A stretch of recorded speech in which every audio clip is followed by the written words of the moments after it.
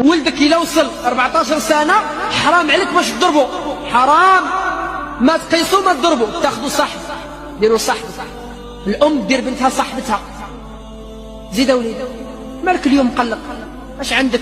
إذا دخل طور الشباب، طور الجنس، طور الهيجان، با بغي يمشي للسينما، با بغي يمشي للكرة، با بغي ندير هنا، خصك تصاحبو. سيدنا عمر رضي الله عنه كيقول لك صاحبو، ديروا صاحب، يعني ناقشوا بالعقل، لأنه دخل واحد الطور ديال الشباب ما بقاش كتنفع فيه العصا، لأن تقادوا الكتاف، العصا كتنفع 7 سنين حتى 14 عام.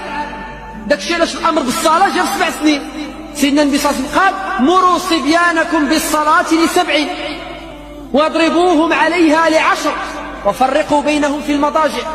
يعني سيدنا النبي صلى الله عليه وسلم قال لك الدري لو وصل 7 سنين بدات تاخذوا معك للجامع، بدات تامروا بالصلاه، فكروا علموا كيفاش يتوضا، ديه للجامع، ديه معاك، صلي انت وياه في الدار باش يتعود على الصلاه.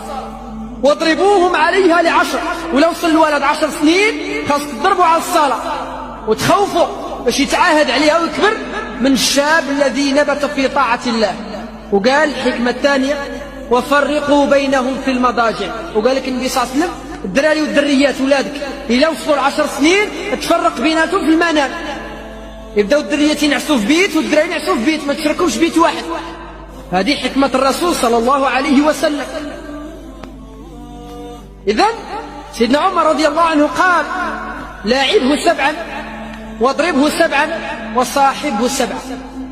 7 سنين الثالثة تاخذ صاحبك، ناقشوا بالعقل، لأن الشباب لا يؤخذ إلا بالعقل، ولهذا الدين ديالنا كان دين العقل. داكشي علاش النبي صلى الله عليه وسلم اللي تبعوه كلهم شباب، لأن ما خاضهمش بالضرب أو بالقسوة كما كيديروا بواتنا وجدادنا. الدري عنده 16 عام و17 عام وباقي كيتضرب، لا، هنا ناقشوا لأنه في النضج العقلي. سيدنا النبي صلى الله عليه وسلم قال: لم ينصرني إلا الشباب ولم يخذلني إلا الشياب. شياب بوساط، قال النبي صلى الله عليه وسلم: اللي ما نصروني إلا الشباب وما خذلوني إلا الشياب. أبو جهل وأبو لهب كانوا شراب، وسيدنا عمر وسيدنا أبو بكر وسيدنا بلال رضي الله عنهم أجمعين كانوا كلهم شباب. ولهذا كيوصينا النبي صلى الله عليه وسلم قال: ألا واستوصوا بالشباب خيرا فإنهم أرق أفئدة. سيدنا النبي صلى الله عليه وسلم قال: كنوصيكم بالشباب بالخير، خذوا بيديهم غير بشويه، خذوا لهم بالعقل ديالهم، راه في واحد السن ديال الطيشان، علموهم وردوهم الجاده غير بالتي هي احسن، راه القلوب ديالهم الافئده ديالهم هشيشه، دغيا يرجعوا. تضربوا عاد كديه لطريق الفساد، رشدوا وتكلم معاه بشويه وبالعقل يرجع، لانهم يتعاملون باسلوب العقل. ولهذا الاباء كيستعملوا الان الضرب والقسوه، خرجوا على الشباب في المجتمع. كيقول لك بواتنا باقيين عاقلين على العهد القديم، بواتنا باقيين عاقلين على ايامات زمان، ايامات اللي كانت الحكمه وكانت الحشمه وكانوا يضربوا كذا وكذا. حنا راه في عصر خرب، عصر العقل وعصر التكنولوجيا، عصر التفاهم. لهذا العصر ما كتنفعش حتى شريعه محمد صلى الله عليه وسلم.